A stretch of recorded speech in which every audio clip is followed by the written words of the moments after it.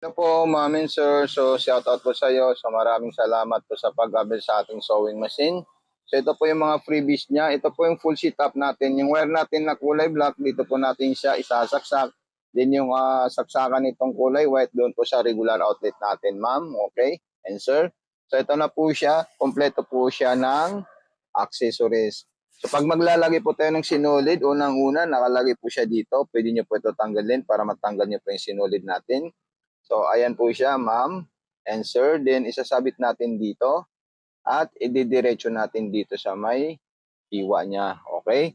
So, napakadali lang po siya. Then, ito pong pressure foot natin. So, kailangan po natin yan itataas dito, ma'am and sir. Ayan, then itataas rin natin ito. At susundan po natin yung mga arrow lining ng ating sewing machine kung paano po tayo maglalagay ng sinolid.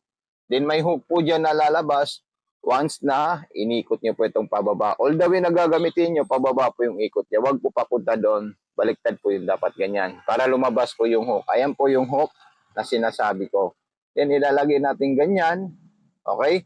Sabit natin siya. Then ididiretso natin doon. Ayan. Then butas na po ng karayom. Okay? So malinaw po siya. So ayan po yung sewing machine natin. Complete accessories and transformer. Then yung sa ilalim naman po, ilulong press nyo lang po ito para makuha nyo po siya. So, ayan, tataas nyo lang po yung pressure foot. So, ayan po siya. At ganito po yung paglagay natin. Ayan. Tamang paglalagay po natin, ito po siya. Ayan. Ilalagay po natin ng ganito, ma'am. Ayan po. Ayan.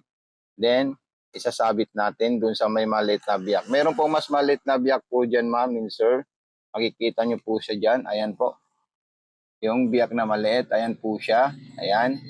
Kita nyo po siya. Ito po yung pinaka-arrow or guide ng ating sewing machine. Paano maglagay ng bobbin sa ilalim. Then itong sinulid na to, hawakan nyo po siya. Habang nakahawak nyo po ito, so kailangan nyo po ito ikutin ng pababa. Ayan. Ayan. So ayan po, bababa po yung sinulid na dalawa. So, magsasama po sila. Ayun. Pag nakita nyo po nagsama sila, pwede nyo na po hilain ito para lumabas po yung dalawang sinulid. So ayan po silang dalawa. Lumabas na po sila, ma'am and sir. Then, ipapasok natin dun sa likod. Ayan po siya. At isasarado na natin ito. Okay. Pag naisarado natin, lalagyan natin yan ng tela para matesting natin itong sewing machine natin. Ito po yung tinatawag natin selector design.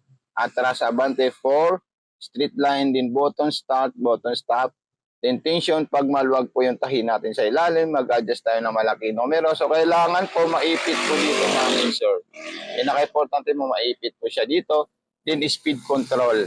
Pag sa kanan, high speed, medium, at low speed. So, okay po, sir, ma'am.